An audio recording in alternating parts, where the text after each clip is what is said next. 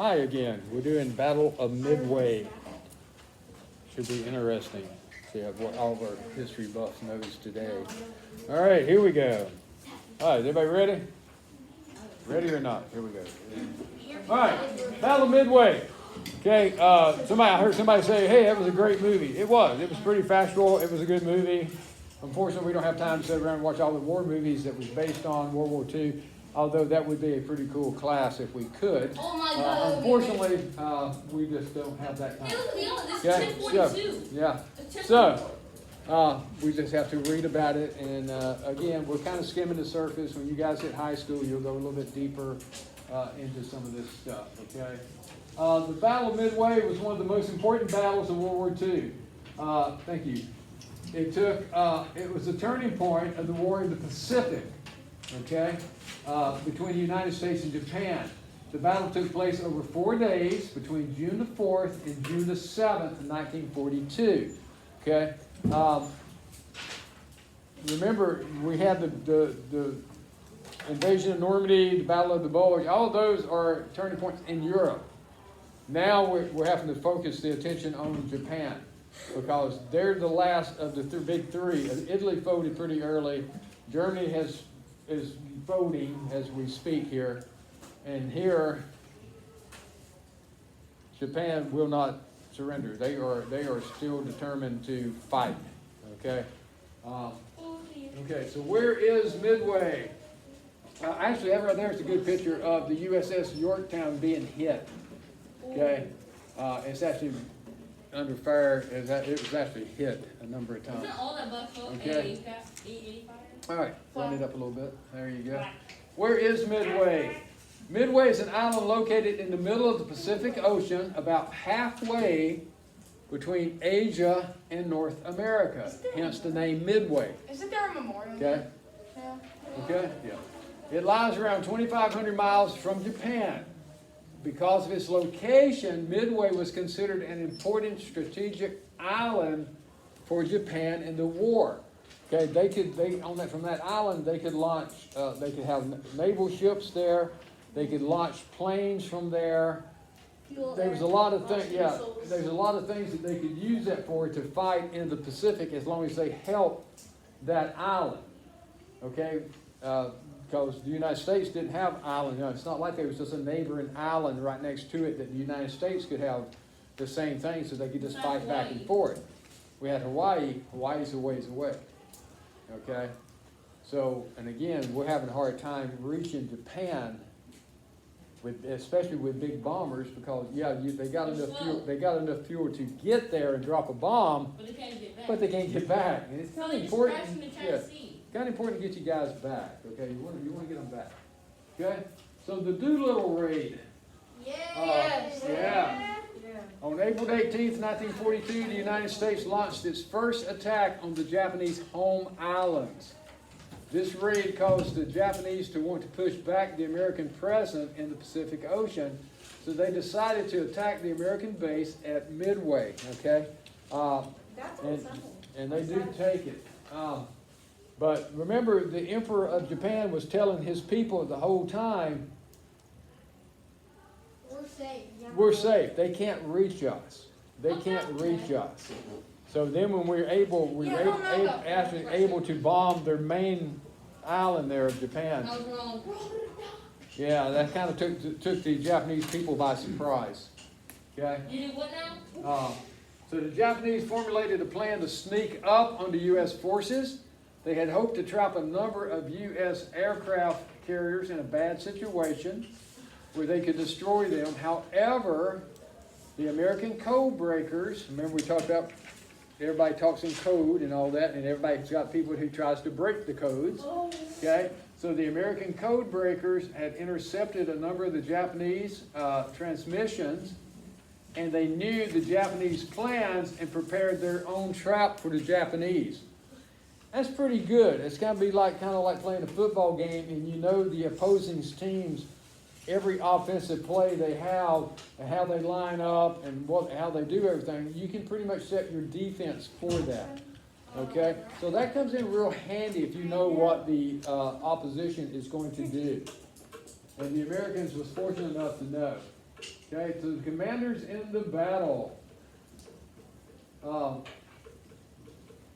Raise it up just a little bit. Not too much. Okay, the Japanese were led by, Yamamoto. there you go.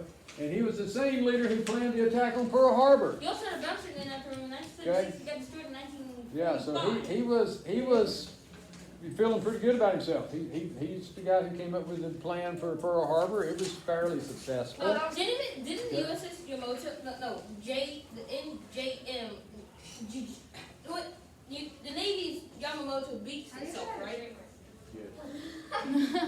Okay? I can't speak. All right. On June 4th, 1944, the Japanese launches a number of fighter planes and bombers from 4 aircraft carriers to attack the island of Midway. Meanwhile, 3 United States aircraft carriers, the Enterprise, the Hornet, and the Yorktown, were closing in on the Japanese force. Okay? And this is one of the Japanese cruisers sinking. Okay?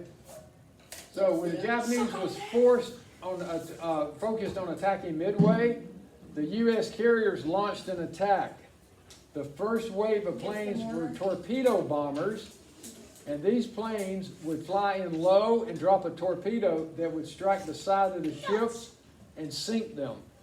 So they knew where the Japanese were, so they were attacking first, basically.